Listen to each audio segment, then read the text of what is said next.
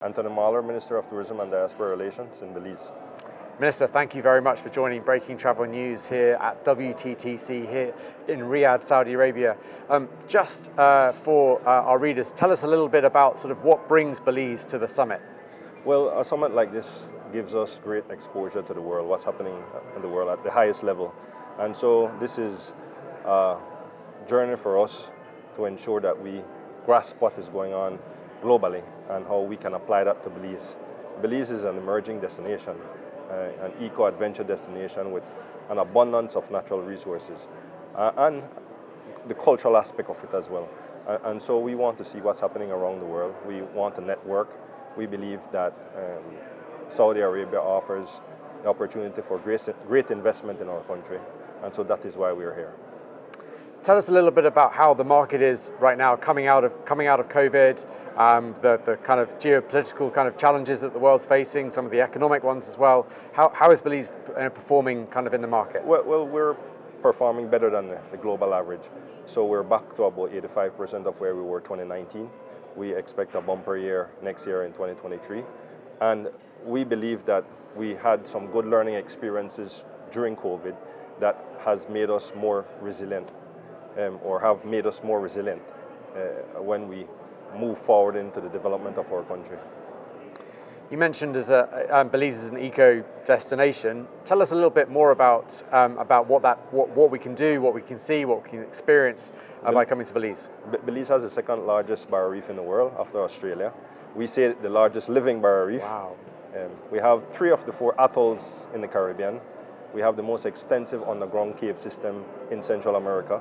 We have an abundance of flora and fauna in terms of our inland aspects.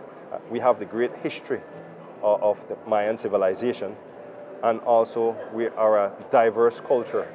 So we have many faces to Belize, and like the anthem says, God has blessed us with wealth untold. It's incredible, and obviously one of the themes here is resilience and sustainability. Yes. And those two things are very central to your own strategy and outlook. What do you think that sort of other nations could learn from Belize in terms of how you've approached those two major challenges? Well, we have set aside almost 40% of our territory under protected status. We want to do more. Just recently, we restructured our entire debt with what is called the Blue Bond, and so we used our marine resources to leverage the importance of adjusting our debt. And so we wiped off pretty much about $550 million worth of debt using our marine resources. And so what that means is that as we move through time, we'll have to allocate new areas in Belize under protected status. That's incredibly innovative and something that I've not heard of before. You really are pioneering kind of the way. It has been hailed globally as a progressive move forward in terms of a country that has been saddled with debt.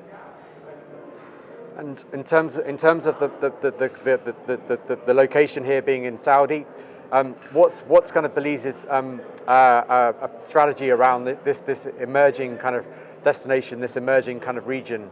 Well, a few months ago, we met the Minister of Tourism here.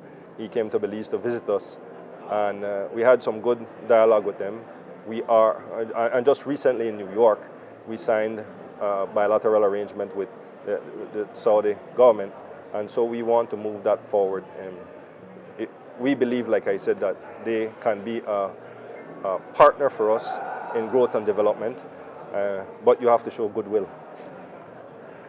Minister, thank you for giving us your time today. Thank you too.